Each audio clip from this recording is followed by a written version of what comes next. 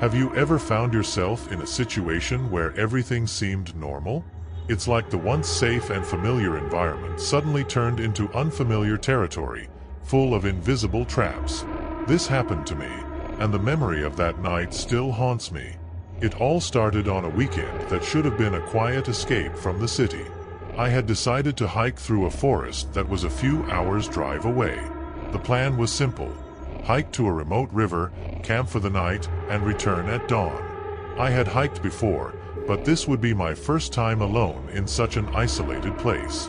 The road leading to the trailhead was already deserted. As the car drove on, the landscape changed from open fields to a dense forest that seemed to swallow the sky. I parked the car in a clearing, put my backpack on my back, and started walking. The forest was stunning, with trees so tall that their canopies intertwined, blocking out the sunlight. The trail was well marked, and the sound of birds chirping and leaves rustling in the wind was almost mesmerizing. After a few hours of walking, I reached the river. The crystal-clear water flowed between the rocks, and the sound of the stream was soothing. I set up my tent near the bank, grabbed my book, and sat down to enjoy the peace. But as the afternoon progressed, a strange feeling began to grow inside me. The birdsong, which had seemed so pleasant to me before, slowly faded away, until everything was eerily silent. It was then that I saw something that made me nervous.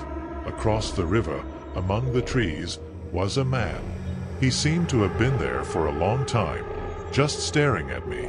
I hadn't heard any footsteps or seen any sign that anyone was around. He was dressed simply, in an old flannel shirt and worn jeans, but there was something about him that bothered me deeply. His eyes, even from a distance, seemed cold, as if he was seeing something beyond me. I greeted him politely, trying to appear friendly, but he didn't respond. He just stood there, motionless, staring at me. Time seemed to have stopped, and I felt the weight of his gaze on me like a physical pressure. After what seemed like endless minutes, the man finally turned and disappeared into the trees, without making a single sound. I tried to shake off the uncomfortable feeling, convincing myself that he was just another camper, but the silence that followed his departure was oppressive. It quickly got dark, and I lit a small fire to keep warm. The darkness around my tent seemed thicker than usual, as if shadows were drawing closer. The only sound was the crackling of the campfire, but every now and then I thought I heard something else. Light footsteps, as if someone was walking through the woods, trying not to be heard. Suddenly I heard a loud rustling sound. The sound was coming from a nearby bush. My heart raced. I pulled out my flashlight and pointed it in the direction of the sound, but there was nothing there. Just the bush, motionless as ever. But the feeling that something was wrong didn't leave me. I felt like I was being watched again. The fire, which had once seemed so comforting, now cast shadows that moved strangely. Then I listened. It was a whisper coming from the darkness. I couldn't make out the words, but there was a terrifying urgency to the sound. It didn't come from a specific spot. It seemed to circle around me, as if the shadows themselves were speaking to me. I stood up quickly, my eyes fixed on the darkness, but I couldn't see anything beyond the reach of the firelight. Whatever it was out there in the dark, watching me, waiting. The hours passed slowly, and the whispers never ceased. My fear only grew. I decided to go inside the tent and lock myself inside, hoping that the thin layer of fabric would protect me from whatever was outside. But even inside the tent, the fear didn't leave me. Suddenly I heard footsteps, louder this time, closer. Someone was walking through the camp, circling my tent.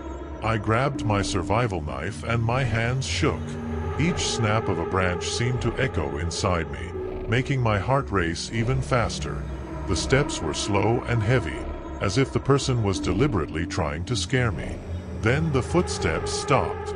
I stood there, holding the knife tightly, waiting for the next move. That's when I heard a light scratching on the side of the tent, like someone was running their nails along the canvas. The sound ran down my spine like ice. My breathing was rapid, and I couldn't think of anything else but running away. But running away to where? It was dark outside and I didn't know where the stranger was. I finally worked up the courage and shouted, "Who's there? What do you want?" The scratching stopped immediately. The silence was so deep I could hear my own heartbeat. For a moment I thought I had imagined it all. But then a low, hoarse voice, almost like a whisper, answered from outside the tent, "I'm waiting for you." That was enough. I needed to get out of there and fast. I grabbed my flashlight and, still holding the knife, slowly opened the tent. The fire had gone out and it was pitch black. I couldn't see anything but some distant shadows. I took a deep breath and, on impulse, ran to the car, not looking back. I ran as fast as I could down the path, fear giving me energy. Every branch that snapped under my feet seemed to announce my presence. But I didn't care. I just wanted to get to the car and get out of there. When I finally saw the car in the clearing, I felt temporary relief, but it was quickly replaced by panic when I realized the driver's door was open. I hadn't left the door open. Someone had broken into my car. I quickly started the engine, the sound of tires screeching as I sped down the dirt road. My heart was in my throat, and only after several miles did I begin to calm down. But what happened that night still haunts me. Who was that man? What did he want? And most of all, why has the feeling that I'm still being watched never completely gone away? After that night, I never camped alone again. But sometimes at night, when I'm home alone, I feel that same presence, that feeling that I'm being watched.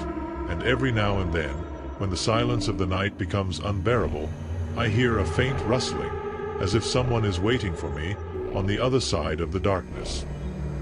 I hope you liked the story, because the second story is even more chilling. Just don't forget to see if you're already subscribed to the channel so you don't miss any terrifying stories. Have you ever found yourself in a situation where everything seems perfectly normal, your heart starts beating faster and a kind of chill runs down your spine?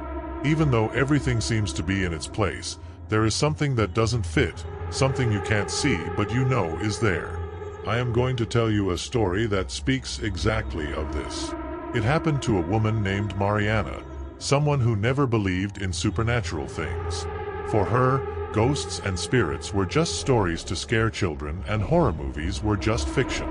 But after what happened, Mariana began to question everything. Mariana lived in a small, quiet town, one of those where everyone knows each other and nothing too strange happens. She had just bought an old house that needed some renovations, but it was in a perfect location. The house had 2 floors, a large garden, and that charm that only old buildings have. From the first day she entered the house, she felt something different, but she ignored it, thinking it was just the excitement of being in a new place. The first few days were peaceful. Mariana set about painting the walls, moving furniture, and planning the renovations. At night, she would curl up in the living room, watching TV or reading a book, enjoying the peace and quiet of her new home. But soon things began to change. It all started with small noises. At first Mariana thought it was the wood in the house, creaking in the cold of the night. But as the days went by, the noises grew louder, clearer. They were footsteps. Light footsteps, almost as if someone was walking through the house in socks, but she knew they couldn't be hers. Sometimes the footsteps came from upstairs, other times from the hallway that led to the bedrooms. Mariana began to feel uneasy, but she always tried to find a logical explanation for what she heard. One day, while painting the hallway on the 2nd floor, Mariana noticed that one of the doors was locked. It was the last room in the hallway, a room she didn't even remember seeing when she bought the house. She tried to open the door, but it was firmly closed, as if something was holding it from the other side. It must just be an old door, she thought. But something inside her didn't want to force her way in. Somehow, the thought of opening that door filled her with a strange sense of dread. That night, as she lay in bed, Mariana heard the footsteps again. They were coming from the hallway, outside your room. She held her breath, trying to hear better. The footsteps stopped right in front of her door, but she heard nothing else. Absolute silence took over the house, That silence that makes you feel isolated from the world. Mariana remained there, motionless, until sleep finally overcame her. The following days were increasingly strange.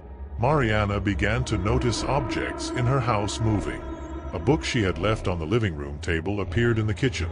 The curtains she had closed in the morning were open, and the kitchen cupboards were ajar, as if someone had passed by and forgotten to close them.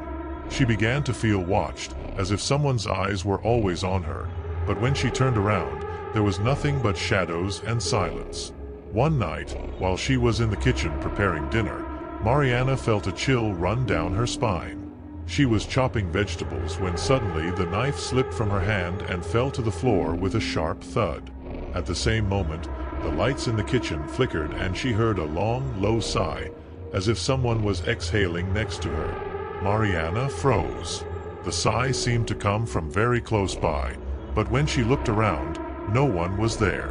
The lights went back to normal and silence returned, but fear had already taken hold. Mariana decided she needed to know what was going on. She began investigating the house, trying to find information that could explain the strange events. It was then that she discovered that the house had belonged to a woman named Helena many years ago. Helena was known around town for being a recluse, someone who never left the house and avoided contact with her neighbors. People said she was a witch, but no one really believed it. It was just one of those stories that pop up in small towns. Curious and a little desperate, Mariana decided to investigate further. She began asking older neighbors, people who might remember something about Helena. Little by little, she put together the pieces of a dark puzzle. She discovered that Helena actually had a strange reputation and that, after her death, many claimed to have seen strange lights coming out of the house at night, or heard whispers as they passed by. Mariana, who had not believed in any of this before, began to wonder if there really was something else in that house, something she could not see. And so, she decided to do something she had until then avoided. She decided to open the locked door at the end of the hallway. The day she finally got around to opening the door, Mariana was nervous. She felt that something terrible was about to happen, but her curiosity was greater than her fear. With a piece of wire, she managed to open the door.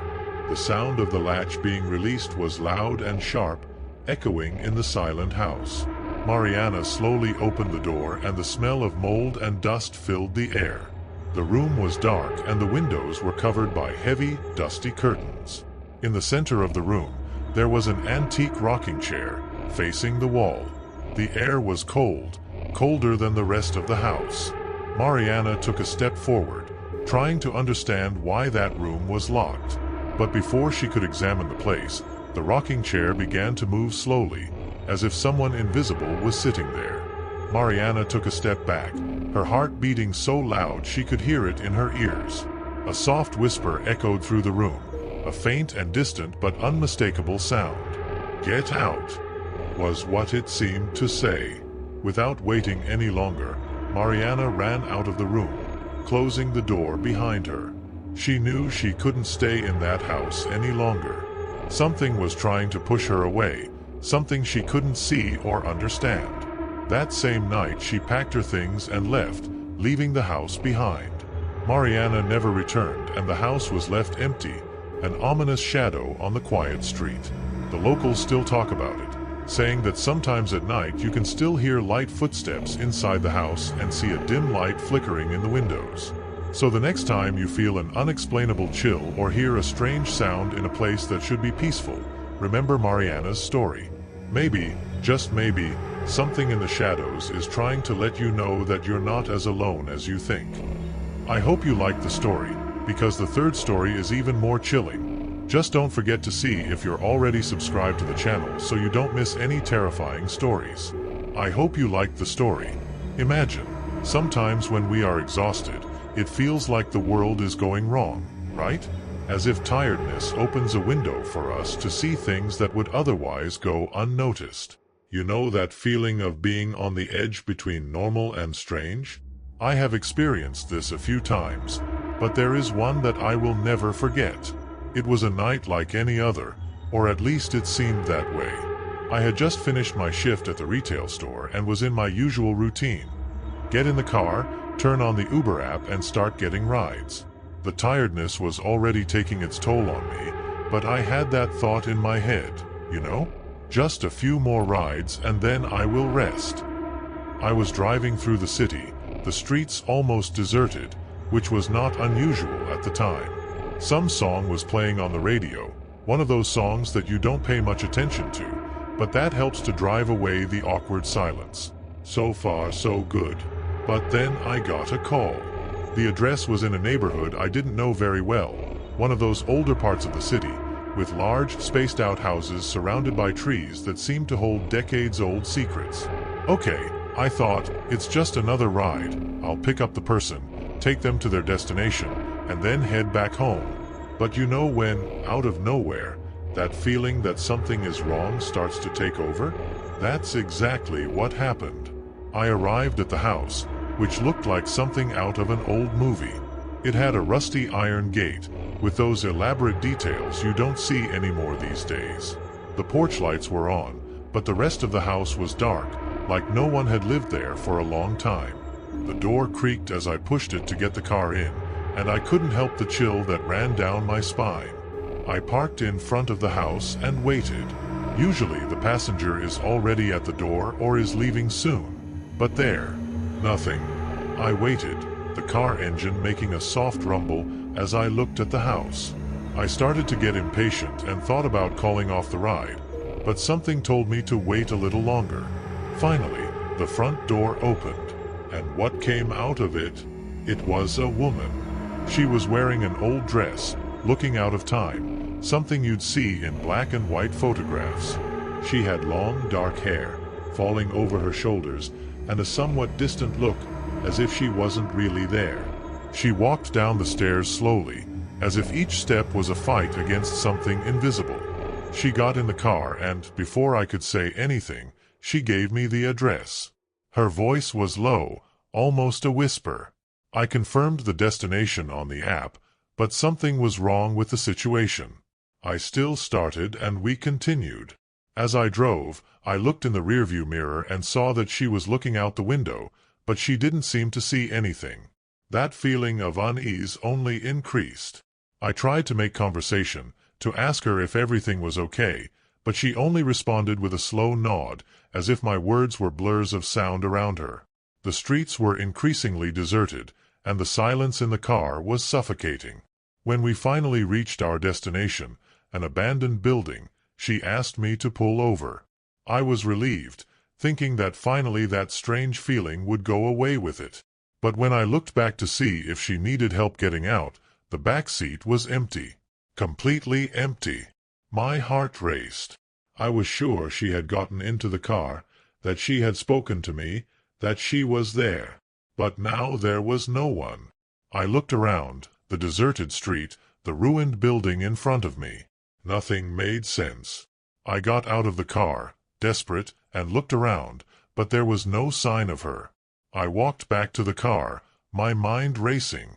I started the car and sped off to get out of there as quickly as possible. But as I drove back home, that feeling that something was deeply wrong didn't leave me. And to this day, I wonder if that was real or if it was just tiredness playing tricks on my mind. But you know what's weirder? I could never find that address on the map again, as if that place had never existed. Imagine, tell me which story made your hair stand on end. It feels like the world is going wrong, the most, right?